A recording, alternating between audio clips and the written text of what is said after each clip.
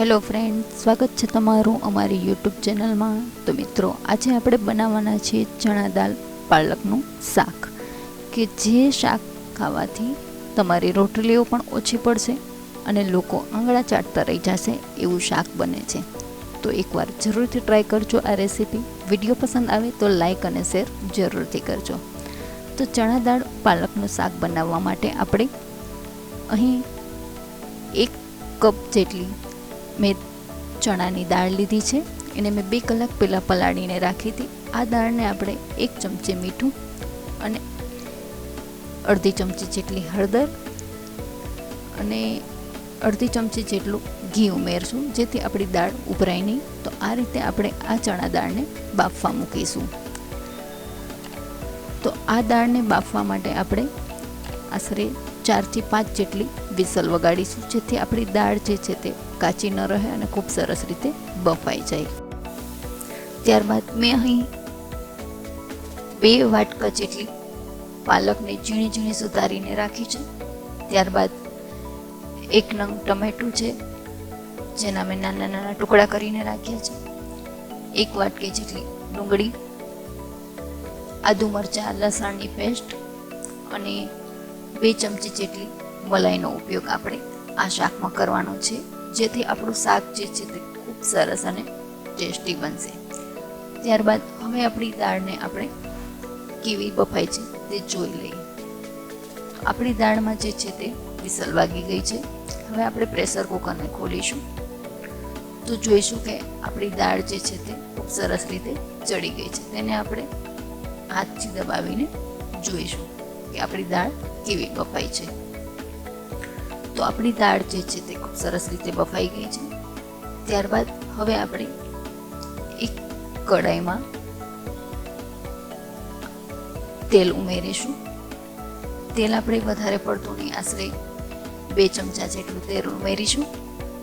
હવે આપણું તેલ ગરમ થાય એટલે 1 તમાલપત્ર,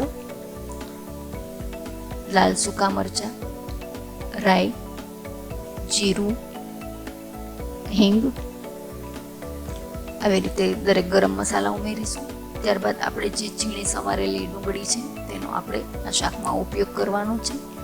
તો આપણે ડુંગળીને ખૂબ સરસ રીતે સાંતળવાની છે અને આદુ મરચાં અને લસણની પેસ્ટ તેમાં ઉમેરીશું। આ બધી વસ્તુ ખૂબ સરસ રીતે મિક્સ કરતા જઈશું, હલાવતા જઈશું અને ડુંગળીને લાઇટ બ્રાઉન રંગની થાય ત્યાં સુધી પાકવા દઈશું। ત્યારબાદ અડધી ચમચી હળદર ઉમેરીશું। હળદર આપણે ચણાની દાળમાં પણ ઉમેરેલી છે એટલે વધારે નહીં ઉમેરીએ। ત્યારબાદ આપણે જે ટમેટાં સુધારીને રાખ્યા છે એ ટમેટાને તેમાં એડ કરીશું। ત્યારબાદ અડધી ચમચી જેટલું મીઠું ઉમેરીશું। મીઠું તમે તમારા સ્વાદ પ્રમાણે ઉમેરી શકો છો। આ બધી વસ્તુને મસાલો એકદમ પાકવા દઈશું। ત્યારબાદ આપણે જે પાલક સુધારીને રાખી છે તે પાલકને ધોઈને તમે તેમાં ઉપયોગમાં લેવાની છે, જેથી તેનો જે વધારાનો કચરો હોય તે નીકળી જાય।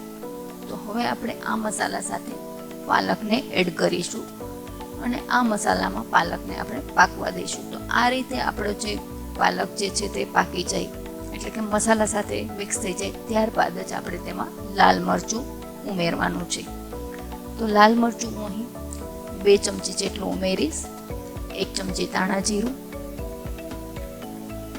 અડધી ચમચી જેટલો ગરમ મસાલો પણ એડ કરીશું, જેથી શાકનો ટેસ્ટ જે છે તે ખૂબ સરસ આવે। મિત્રો, પાલકનું બીજું શાક તો ખાધું જ હોય, પરંતુ ચણા દાળ પાલકનું જે શાક બનાવો છો તે શાકનો ટેસ્ટ જ ખૂબ જ અલગ હોય છે અને તે સાંજના ભોજનમાં રોટલી, પરોઠા, રોટલા સાથે બનાવવામાં અને તેને ખાવાની ખૂબ જ મજા આવે છે।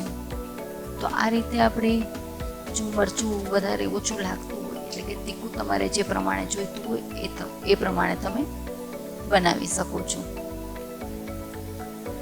તો હવે આપણે તેને શાક આપણું પાકી જાય એટલે તેમાં આપણે જે ચણાની દાળ બાફીને રાખી છે તે દાળનું પાણી કાઢીને આપણી દાળને શાકમાં એડ કરવાની છે। તો આ દાળને આપણે પાલક સાથે મિક્સ કરી દઈશું, એટલે કે મસાલા સાથે મિક્સ કરી દેવાની છે। ત્યારબાદ આપણે આશરે 2 ચમચી જેટલી મલાઈ કાઢીને રાખી છે તે મલાઈને તેમાં એડ કરીશું. મલાઈથી શાકનું આખું ટેક્સચર જ બદલી જશે, શાકનો કલર પણ બદલી જશે અને તેનો ટેસ્ટ પણ ખૂબ સરસ આવશે. તો આ રીતે આપણે તેમાં મલાઈ એડ કરીશું અને ઉપરથી કોથમીર એડ કરીશું. તો મિત્રો, જે લોકો પાલક ન ખાતા હોય તેના માટે આ શાક બનાવવું ખૂબ જ હેલ્ધી અને ટેસ્ટી એવું શાક છે.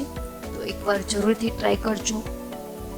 ચણા દાળ પાલકનું શાક જે ખાવામાં પણ ખૂબ જ સરસ અને ટેસ્ટી લાગે છે. તો મિત્રો, જો તમને મારો વિડીયો પસંદ આવે તો તેને લાઈક અને શેર જરૂરથી કરજો.